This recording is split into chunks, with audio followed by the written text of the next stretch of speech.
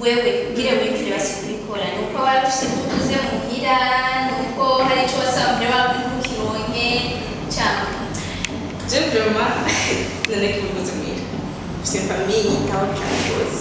bose uburyo uvuga ati je namwe basaba iki bari kapable même si ndakubasaba umva urazi gituma ndabivuze nuko hari we bari bakivuze nuko hari abantu baraba famille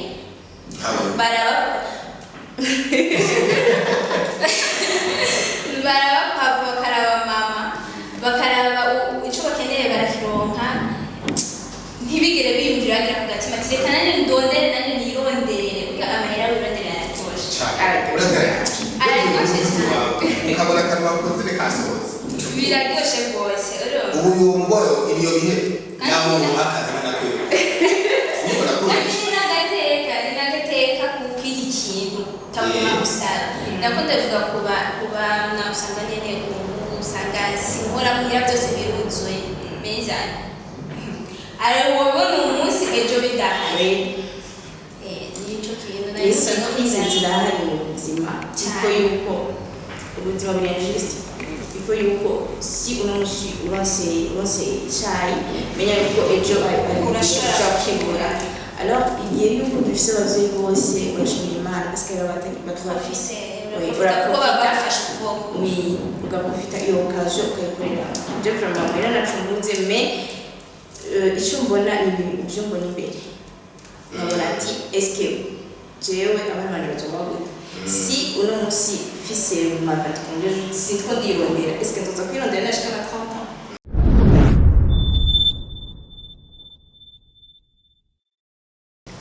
Bonjour, bon après-midi, bonsoir, c'est Roya Muherereye, ahani muri Ndufacom TV.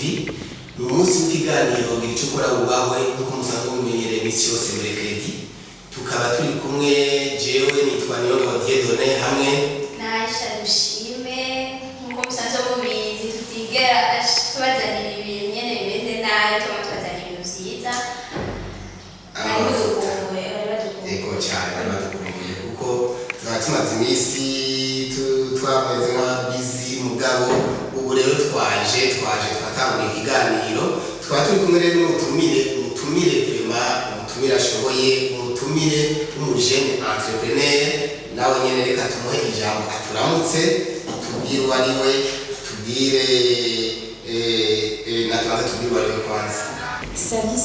amazina yanjye nitwa Mawanyimana Nasra nkaba umurundikazi nkaba narize muri secondaire nize scientifique muri université nize santé publique nkaba ndi entrepreneur nkora udushakoshi amahereni byose nadandaza n'ibindi. Okay, ndumva ko mu byo wize ndatangaye wize ikiganga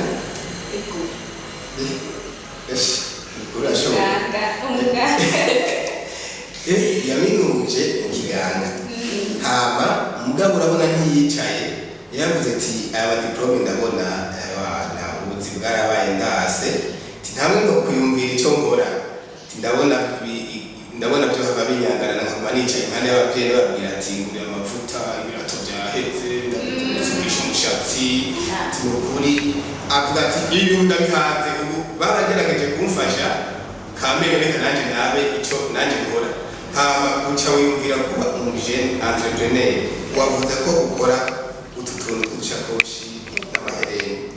ndakubaza ibi none warabivukanye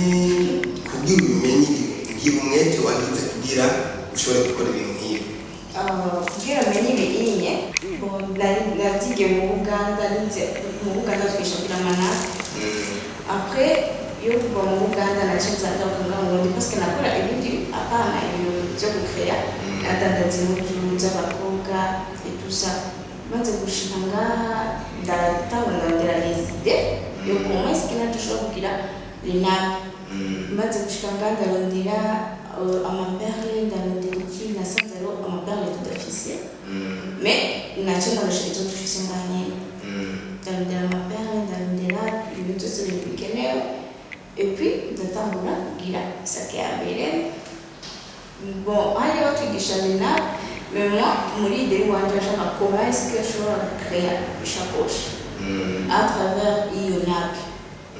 narondera le forme ibyo nshobora kuyiha petit à petit ndagira ndabona ko bikunda kubona ishakoshi ndabona ko bikunda ko ushobora gukora amahereni ndabona ko bikunda ushobora gukora amapasile tusa ndumva ko wakora amanape none ibyo byo gukora amanape nta formation wagize kugira ngo ushobore kumenya gutangura gukora amanape kugira ngo utangura wiyumvire ingene wozunguriza kano gashakoshi n'ubu nta nawe wagize formation kugira ngo wiyumvire kugira agashakoshi nkaka gutuma kaguha intango yari uva twajya mu Uganda twigana n'abantu bari bafise niveau supérieur iwanje bashobora gucréer même impuzu à travers le modèle bashobora gucréer ibindi bintu bon après iyo formation nakiti next formation 5 jours sinari capable de maîtriser nabaye ibyabaye ngombwa yuko nongera umuntu wo hafi wajyanye muri formation tukaza tugakolabora hamwe akazamerika les trucs kiruku et puis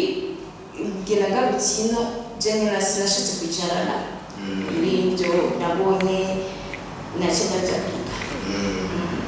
yego tuvugana rero ukaba ariwo umwuga ukora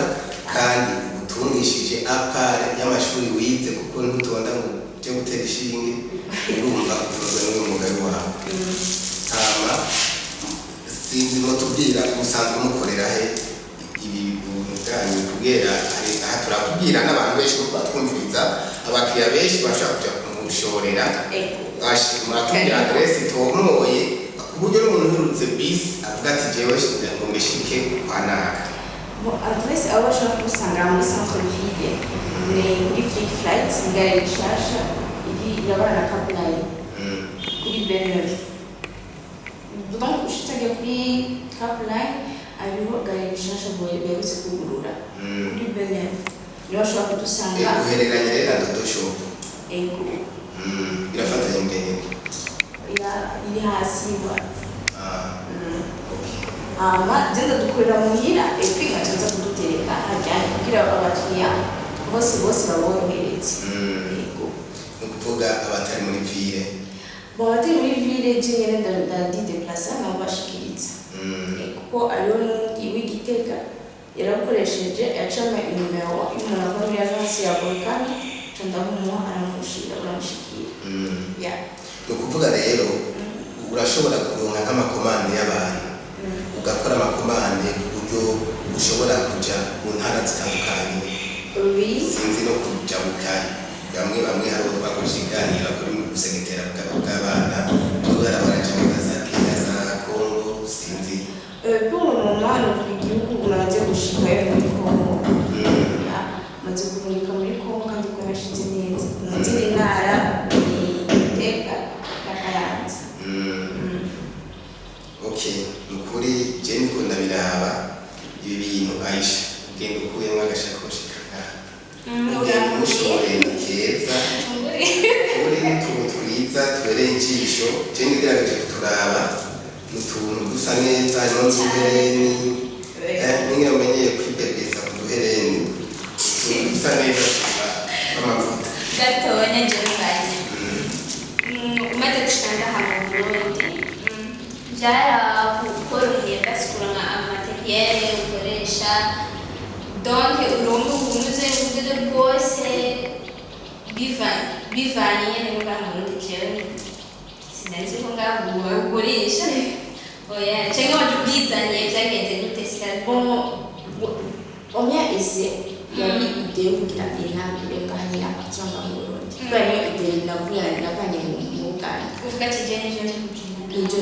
Rwanda njye kugira amasura tujya dusuta tuze bon maze gushika nararondeye ariho itwo twakoresha nararondeye ngaho mu Burundi ndadubura narabaye apendesi ndababara ndarondereza ndabaza abantu bambwira yuko muri Tanzania ayashobora kudukura mais amara bambwiye ari menshi cyane tatu okay ndondera nyene ngene nanje shobora gukora ibiri ngaho nyene dufise ngaho nkoreshe ivyo ndonse ivyo mbonye byoroheye cyane ngenda ndarondera cyandabona utu tugomba kuma sous forme twakoresha kubera ninaze dukeya ndakompara utwo nazanye n'utwo mbona ari même ngasubira mutasi même forme et puis icaniya ndabuta gukoresha utufunga ndagirana à partir yo nape niyo naciye nga indi ide yo gucrea isakoshi kandi wayikreye umva byaje mu mutwe bwawe usanzwe ufise nyene base yakumeze none ugora basi kuronka cyangwa waranose isoko ahantu wavuze kugutora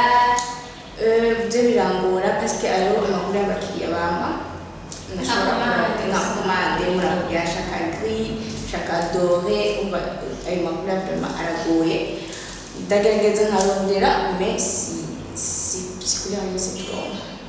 ego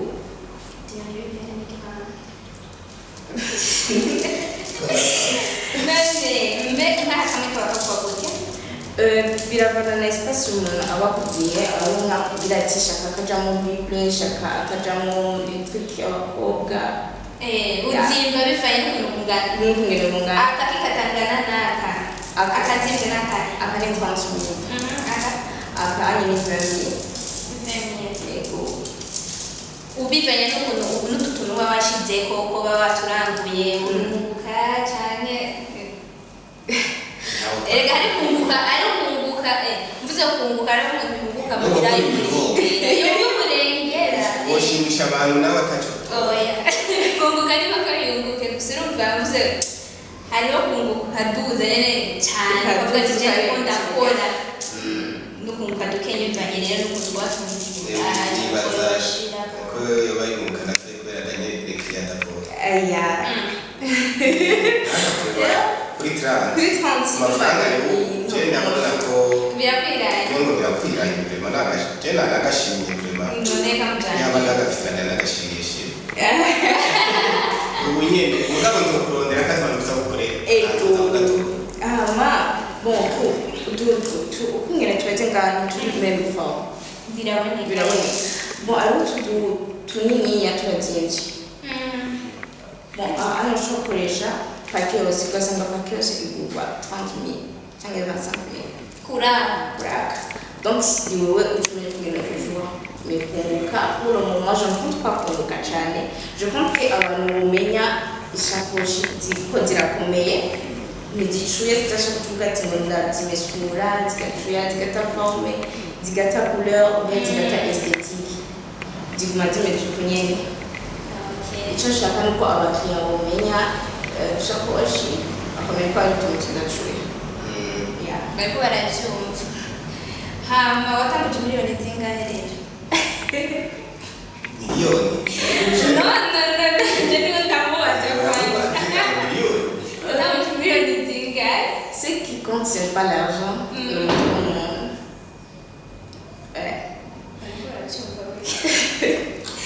kubera ushobora kuba ufise umiliyoni mugabo udafise umutwe umiliyoni urahera tu vois mais ukaba ufise 10,000 ikagutwara ku miliyoni urazi tuma ndabibajije hariho abantu nk'uku uri kuraturaba hariho nk'umuntu acavuga mbega birakurusha formation cyangwa wifuza basi kudukora akavuga ati nanjye ndashaka kumenya uwo mwuga uramukoresha pour le moment sindaba stable kubikoresha parce que nibashaka kwanza abantu bamenye ubanze wowe nyene wiga wanje et après ikintu cyose ni administration il fallait que ugenda mu nzira nyayo nyakuri ese urumva igitwara ndabibajije ni kubera ko hariho abantu batinya gutanguza imigambi ngo asuduhera dukenya nk'umuntu ariko araraba isakoshi yawe akavuga ati uyu yatanguje nk'imiliyoni nka 50 kuko abonye nk'akabonye kangana utu gatoya agaca yumva ngo 20,000 akavuga ati umuntu yatanguje amahera menshi bakagira ubwoba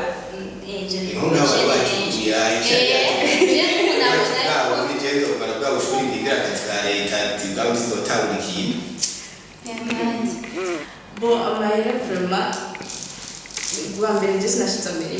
nashize kurondera kumenya ko ibyo nshaka ko byoba biri ngaho. Urashobora gutanguza ukagura paki imwe ukayisiya si même tu n'as pas de l'argent mugabo ukagira umwete wo kubikora parce que c'est pas facile ubwa mbere je nakoze kandi nari nagize formation 5 jours mais birananira ndasubira ndavuga peut-être que nakoresha ibyo nahora nkoresha mais plus ukora plus ugenda umenya ibindi bintu n'ibindi. Ok, merci. Abantu bakora twumviriza rero ko ibintu bigize ariko je musi no byiza ariko babigize kubera ubu ni bimusi oya hari ibintu umuntu ashobora gukora ukavuga ati ibintu jewe basi ari umuntu yera nyemeza ko yabyigiye oya n'ubu vraiment abarundi turashoboye mugabo nanebaze ko hari abantu nk'akora turakavuga ati oya yabikuze yabuzanye ati nubwo yabutaha rero aja kuzanye mugire aje kutwereka oya mu minsi tuzomusanga kuri atelier kugira atwemeze tubone n'utundi tuntu tudutira akora n'ibirato peut-être ko gukora n'uturato tw'ibidede tw'abakobwa iyo niyo objectif donc biri mu bintu narashika mais ni idée kuko aho nagiye formation barakora n'impuzu none tusabe hariho abajene benshi bakora dukurikira kuko ni online zijya ku rezo social y'abantu benshi kandi nibaza kuraba bakabona vraiment nk'ikiganiro kimwe ukuntu baza kubarengera gusa cyane wobabwira iki basi mwumve nabo ko bashoboye kubera ko hari abantu benshi iyo nk'uko yabivuze baba bakeneye ngo barindire diplome ngo bari baze baraje kudepoza amabere d'offre niyo baba bicaye barondera wobabwira iki basi ntabwo boshobora guhanura iki bose baje muri rusange.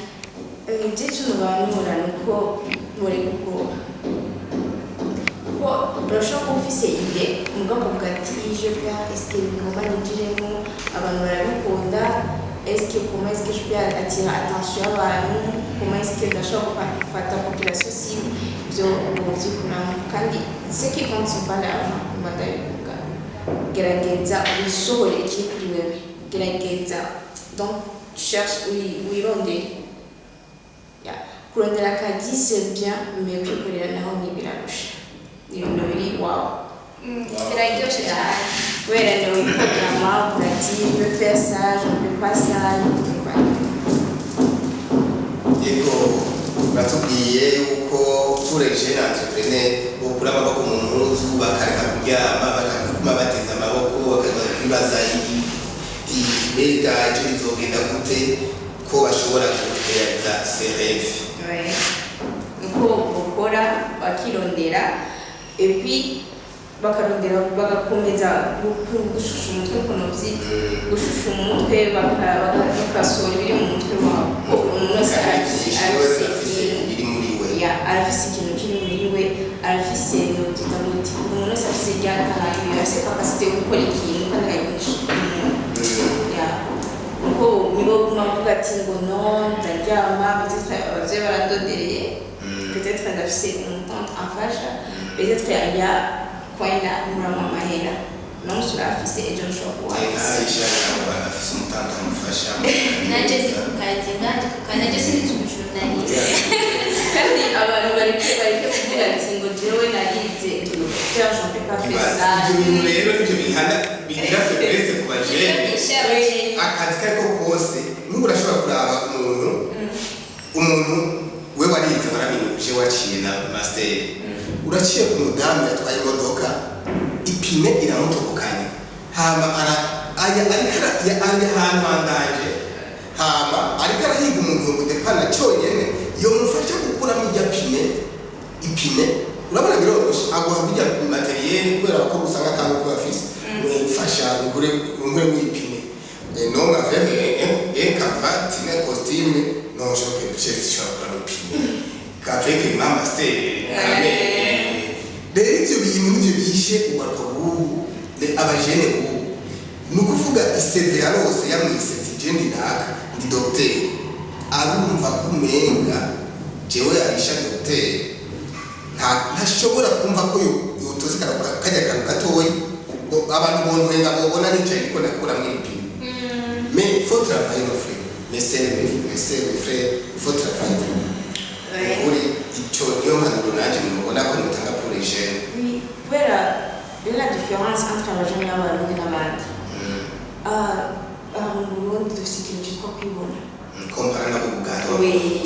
vraiment dufite akantu ko kwibona tugati je narize sishobora gukora iki sishobora gukora iki mais si uzi ko ushobora gukora iki kintu kikanyinjiriza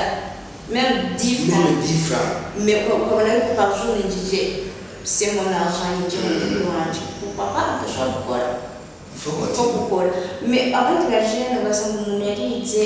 ni umuavoka mais arakora akazi ugasanga yateretse utuntu twiwe arakora kandi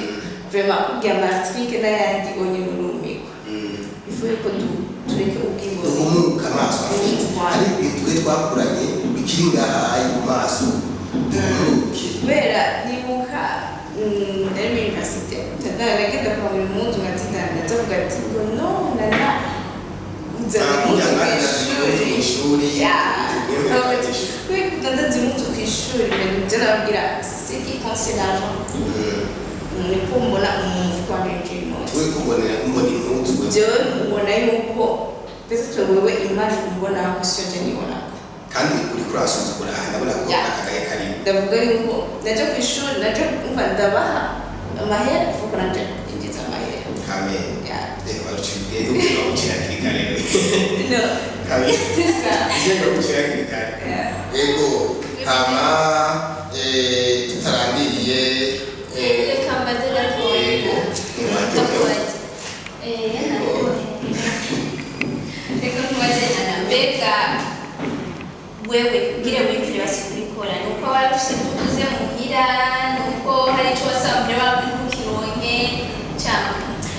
je vraiment none kibuze mwira ufite famille yitaho cyane bose uburyo uvuga ati je namwe basaba iki bari kapable même si ndakubasaba umva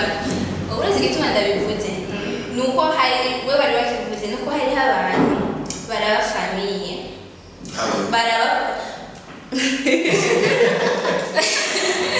baraba papa bakaraba mama bakaraba icyo bakeneye barakironka ntibigere biyumvira bagira ku gatima ati reka nanjye ndondere nanjye nironderere kuko amahera wirondere arayatoshe araryoshye cyane ukabona akantu wakoze rekasohotse biraryoshye rwose ubu ngoro ibiyo bihe naho uhakaze n'akwiye ni n'agateka kuko iki kintu utaguma gusara nako ndavuga kuba mwagusanga nyine usanga sinkora muhira byose biruzuye meza wowe ni umunsi ejo bidahari nicyo kintu izo nkizi zirahari mu buzima kuko yuko ubuzima buri injuste kuko yuko si uno munsi uronse icyayi menya yuko ejo urashobora kwigura alors igihe yuko dufise abavyeyi bose urashimira Imana parce que batubafise ugaprofita iyo occasion ukayikorera je vraiment mbere nacumuze mais icyo mbona ni ibyo mbona imbere nkabona ati eske jewe abana banje bazoma gute si uno munsi fise mu mavati konje sitwa ndibonera eske nzoza kwirondera nashika na 30 ans ivyo nivyo ukunda kuko umuntu utangura kwirondera deke uvyiyumvamo ugifise ingufu ugifise ubwenge ikintu cyose ukirondera mu bujene kuko hari imyaka imwe idakupermeta gukora ibintu par exemple nk'umumama je pense umumama wa 50 umuntu wa 50 ntibari kumuhamagara parce que yaba occasion yo kuvuga ati ni umujene il faut ko aza ukiri umujene ukoresha amaraso yo gushusha rondera reka ko ari abantu bavuga ati no dushobora gukora mama arakora papa arakora peut-être grand frère arakora et puis quoi non grand frère azorongora mama na papa bawe bashobora gupfa et puis toi abana bawe eske bazobaho gute eske ubuzima buri imbere bumeze gute iwawe upanze gute nike kintu kura vision nike kintu kujaye ibarabara yawe waciye okay ukuri je niko ndabiraba ufise indoto nziza cyane kandi ushaka gushika ahantu hakomeye kandi ndabona urakarorero muri jeunes entrepreneurs cyane les filles ndazi mwese ko murandaba kandi ko murabyumva bona babwiza ukuri kuna amaboko mu muzi namwe bimwigira abahungu nibo bashoboye ibintu byose ngo babikora mukabahubira abahungu laba n'umujene entrepreneur n'umufille comme vous pourquoi namwe mutovuga amaboko mu muzi iwabo ntiyabikoze garashonje ndabikoreshejwe n'inzara no yaravuze katezwa gukora agira icyo yinjije icyo kizomubeshaho n'umuryango wiwe ukuri ndabasabye murabe ko akarorero muramubona murabe neza murabe hama ejo nabatumiriye mukeneye kuja kumushorera yababwiye adresse cyane mukeneye ko mugenda kwe bavungurira kumenya kwibugande ko iyo bagirisha formation urumva amaze gutangura ibi seke na formation azoca agira rero ndazikoreka yabaza yamahera kameme baje niba ko bajetse sinzi ko shama hinde cyane ubanza ukagira ugatora muri de confiance kugira ngo abashobore gufasha pour le moment ni adresse kuri les gens parce que igena mu Uganda je te jure vous allez le mener narabaye concentré ndavuga ati mana il faut que ndabimenye ibintu si je parviens kubimenya nzofasha les enfants abantu pour le moment murana nabona abafana wow yeah mais sinzoba nkakwigisha umuntu ashaka kubyiga kuko ubumenyi bwiza n'ubumenyi buri partage ubona mugenzi wawe atera imbere nawe ugatera imbere birangiye cyane birangiye kuvuze ko ufasha les orphelins je nakuze n'orphelin de mon enfance nabona ko nakuze kandi agiye mfashwa n'abantu batandukanye rero n'ukuri imana guhezagire kwanza gufise icyo kintu cyo gufasha les orphelins ko bashobora gutera imbere nzokwereka gufasha baruzuye n'ibindi ariko icyo nkunda kurana nacyo ndagerageza kubaha amaformation kubera ari igihe umuntu usanga agwaye ku mpande ashaka ishaje zitatu muri generesi badashobora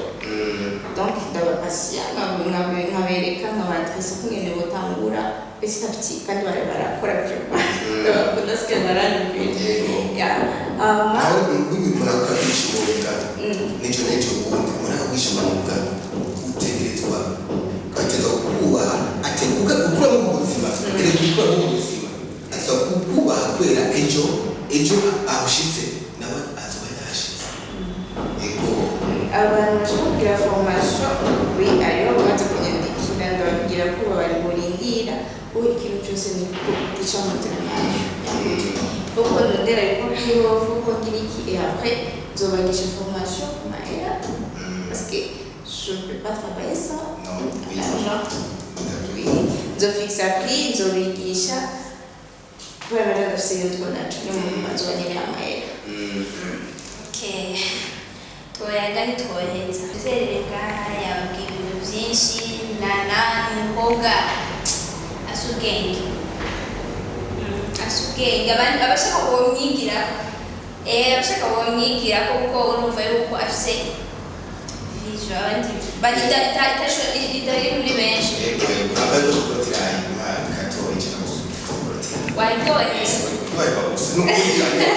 Genda nyoba no kuri umuntu akoresha itazi we ashobora gukora ibintu byinshi hama hari ikintu nashatse kutubera tubize kameme nk'umujene entrepreneur ashoboye hano hariho amashirahamwe afasha abajene bamaze kugira amatara bamaze gukora ibintu sinogenda ntamugisabiye ntamuvugiye ndazi ni benshi batora bakino biganiro hariho payeje hariho amabanki ya bije pour les jeunes ni iki usaba n'inzo nzego naho umujene entrepreneur kugira bashobore kugufata mu mugongo kameme babonye ibyo ukora ejo tuzoshika kuri atelier babone ko atari ututwonyene ahubwo hariho n'ibindi hama bashobore biyumvire ko mugufasha hama ngabo bashobora gutange na numero de telefone adresse email Facebook kubera kino kiganiro dukora kica kuri Facebook Twitter WhatsApp YouTube n'imero site web rero abantu bayibona saba n'undi bonyine birashika kure hariho n'amakomande uzoronka bigera kure kuko hari umuntu twakoresheje ikiganiro umutipe akora bijya amasiga amarangi yongera agashiraho burya kudokora cyo fata mu gihome kugira ngo design imeze neza yamwevuye amubwira ati nukuri mwaramuvugishije ku rwego ngezeko sinokubwira n'amakomande arananira ukuri nawe ni iki usaba abantu badukuriye tudasaba yuko dufata ku mugongo parce que c'est byinshi ushaka gushikako c'est byinshi ushaka gukora si babona yuko vraiment il y a quelque chose que bashaka kufasha amanimero yanjye ya telefone ni 68 377 651 niyo mushobora ku WhatsApp kirundi ewa twaramugaye ayo ushobora nozishobora gusa ntunyarutsa ndabwira inomero mu kirundi 68 37 75 okay aho nibaza ko batumvise hama nizo nizikoresha no kuri WhatsApp ego reka rero subize mikoro Aisha amagire icyavuze ndabona ko nawe amaboko yagumye ari sumatura mutu jeno ngoje kuma jambo menshi no kasi no ako nashaka nyene shimire nana yigoya twitaba araza kutwereka arerekana ivyo akora wakoze cyane go merci namwe kumwanya uwanyu no kunyumviriza biryoshye cyane kandi vraiment byazi ko n'abantu bakora ibiganiro baryohewe bakora yuko abakora bw'Uburundi ahantu rugeze ni kure cyane kandi bifite ibyumviro kandi bifite ibyumviro bikomeye rwose dirashaka ibandanye kurotira abantu d'accord ok ndabibutsa yuko ni Dufacom TV iva muri Dufacom company kandi ndabisa ko tudakora ibiganiro gusa dusanzwe dukora n'ibindi bintu byinshi monetization ku bantu bafite amachannel za page za Facebook ibintu abantu bafite abakozi bakoresha bifuza informe kwandikako cyangwa ku mipira amabandorone ibintu byinshi ashobora hariho abaragira ibintu bya mariage barakamera bagira imanza barakamera baratanga imiduga barakota imiduga y'amamariage rero bakora ibintu byinshi bashaka kubitura aha kandi twari igicongereza ahantu uje n'igicongereza ngaho urabona kuri taburo hariya ko hari ahantu handitse ko twiga icongereza aha turiga icongereza kandi twiga icongereza kimeze neza nivo imeze neza hageze kuri etape mbi igeze aho tuvuga icongereza tukabona tukaziba n'amata yewe close mu mafu close na nacyane ko ibigo byinshi abantu benshi bavuga icongereza nanjye n'umunazirongera n'icongereza ndazi sutwo aha yishyiramo ndazirongera cyane nkaje ngumva ndi mu ntango aha nari ngiro cyaguma agashizeko ego ama nk'uko yababwiye twebwe musanzwe mumenyereye muri Dufacom TV dushikiriza ibiganiro mu gice kora ubawe tukaba tubashimiye cyane ukuntu waduteze amatwi n'ukuntu muzogikurikirana ndabasabye umushiki wacu muze mumuteze imbere mu kumushorera mu kuja kumuraba no kumukorera icyoshoboka cyose kugira ashobore gutera imbere turabashimiye cyane ciao ciao mugire weekend nziza ndazi kitanguye kuri benshi n'abandi